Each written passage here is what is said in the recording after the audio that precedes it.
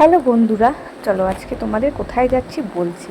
ছেলের ঘুম ঘুম চোখ নিয়ে আজ বেরিয়ে পড়েছিলাম। এদিকে মাকে আমি 1.5 ঘন্টা ধরে মেট্রো স্টেশনে দাঁড় করিয়ে রেখেছি। ভাগ্যিস রেগে চলে যায়নি। আসলে আমার মাকে একটাই যদি কোথাও যেতে বলি, মা 12টায় চলে যায়। কি করে যে পারে বাবা তাড়াতাড়ি যেতে কে জানে। আমি তো আজ পর্যন্ত কোনো দিনও পারলাম না যেতে, কারণ আমার কখনো হয়ই না টাইম, কিছু না কিছু করে লেট হয়ে যায়। তো যাই হোক, একটা নতুন পথ এগোবো ভেবেছি, তাই যাচ্ছিলাম একটু আশীর্বাদ নিতে।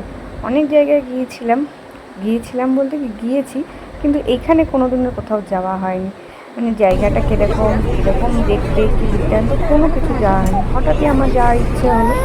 তো আমরা পৌঁছে গিয়েছিলাম কালীঘাটে। আসলে কালীঘাটের মন্দিরে না আমার কোনো দিনও যাওয়া হয়নি। ভাবলাম মাকে একটু দেখেই আসি। সাথে আমার মাও বললো যে যাবে। তবে এখানে এখন আসতে গেলে একটু প্রবলেম আছে। প্রবলেম বলতে, এখানে তো স্কাই ওয়াক হচ্ছে, তাই জন্য নিচে কাজ হচ্ছে বলে চারিদিকে মানে পাথর কাদা টাদা পড়ে রয়েছে। আর বয়স্ক মানুষ আসলে একটু অসুবিধা হবে, ঘুরে ঘুরে যেতে হবে, কারণ বাস স্ট্যান্ড থেকে নেমে অনেকটাই দূরে, মানে দক্ষিণেশ্বরের মতো এতটা কাছে না। তো আমরা ভাবলাম এখান দিয়েই প্রসাদটা নিয়ে নিই। বাইরে থেকে ভেতরে যে মন্দির আছে বা কিছু আছে সেটা আমার জানা ছিল না। তবে আমার ছেলে দুষ্টুমি অলরেডি শুরু করে দিয়েছে। আর তবে আমরা কিন্তু ঠাকুরমশাই ধরেই পুজো দিয়েছি। তোমরা চাইলে ঠাকুরমশাই নাও ধরতে পারো, আবার ধরতেও পারো। ঠাকুরমশাই ধরলে কিন্তু একটু দরাদরি করে নিও, ওরা কিন্তু প্রচুর ডিমান্ড করে। তো যাই হোক, আমরা ঠাকুরমশাই ধরেছিলাম তার কারণ হচ্ছে অঞ্জলি দেবো বলে। তো এখানেও শাঁখাপলা নিচ্ছে, কারণ ওই দোকানে না শাঁখাপলা ছিল না। আর বাইরেটাও সন্ধ্যাবেলা খুব সুন্দর সাজায় লাইট ফাইট দিয়ে, এখন নতুন নতুনভাবে সাজিয়েছে। কিন্তু আমাদের যেহেতু বিকেলবেলা পৌঁছেছি, তাই জন্য আর লাইট ফাইটের কোনো কিছু দেখতে পাইনি। তো এটা ছিল মন্দিরের মেন গেট, এখান দিয়েই ঢুকতে হয়।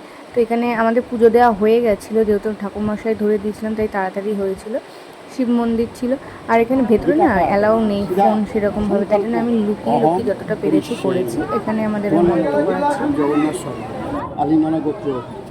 মাকে দেখতে অনেকটা তারাপীঠের মায়ের মতোই দেখতে, শুধু তারাপীঠের মায়ের মুখটা একটু ছোট, আর এই মাকে একটু দেখতে মুখটা একটু বড়। তো আমাদের পুজো দেওয়া হয়ে গেছিলো, প্রসাদ নিয়ে চলে গিয়েছিলাম। আর সামনেই যেহেতু দিদির বাড়িতে, দিদি আর অভিদা এসেছিলো আমাদেরকে নিতে। কারণ হচ্ছে আমরা টালিগঞ্জ দিয়ে কীভাবে যেতে হবে, মানে কালীঘাট দিয়ে কীভাবে টালিগঞ্জ যেতে হবে সেটা আমাদের জানা ছিল না। তো আমাদের ফোন করে বলে দিলে হয়তো আমরা চলে যেতে পারতাম, কিন্তু জানি না ওরা কেন আমাদের নিতে এসেছে, যেহেতু আমার ছেলেকে দেখতে। কিন্তু আমার ছেলে সারা দুপুর যেহেতু ঘুমায়নি, ও ঘুমিয়েই পড়েছে রাস্তা দিয়ে হাঁটতে হাঁটতে, এতটা রাস্তায় আস্তে আস্তে। মেন কথা হচ্ছে আসলের থেকে সুদ বেশি, তার জন্য সুদকে দেখতেই গিয়েছিলো, আমাদের দেখতে না। আর আমি গিয়ে বসে পড়েছি ঠান্ডা খেতে। আর এখানে আমার দিদি বলছিল দিয়ে আমি ওকে খাইয়ে দিই। আসলে প্রথম দিন থেকে, ও হওয়ার প্রথম দিন থেকেই আমার দিদির দায়িত্ব ছিল ওকে খাওয়ানো। তার জন্য ও আসলেই বলে দিয়ে আমি ওকে খাইয়ে দিই। এখানে দেখছে ভদ্রভাবে খাচ্ছে, কিন্তু না, তারপরে শুরু হয়ে গেছিলো ওর উৎপাত। যেখানেই যাচ্ছে সেখানেই ওর রূপটা ধারণ করে না। এরপর ওখানে অভিদার জন্য ফুটি নিয়ে এসে ও দেখেছে, দেখে এখন বায়না করছে যে এখন ওটাই নেবে, ওকে আবার খুলে দিতে হবে। মানে সমস্ত কিছু আগে হাতে পেলে ওকে আগে টেস্ট করার জন্য দিতে হবে, তারপরে সেটা ভালো লাগলে খাবে, নয়তো খাবে না। এখানে বলছে আমাদের খুলে দাও। দেখো ওখানে পোষালো না, আবার এখানে চলে এলো।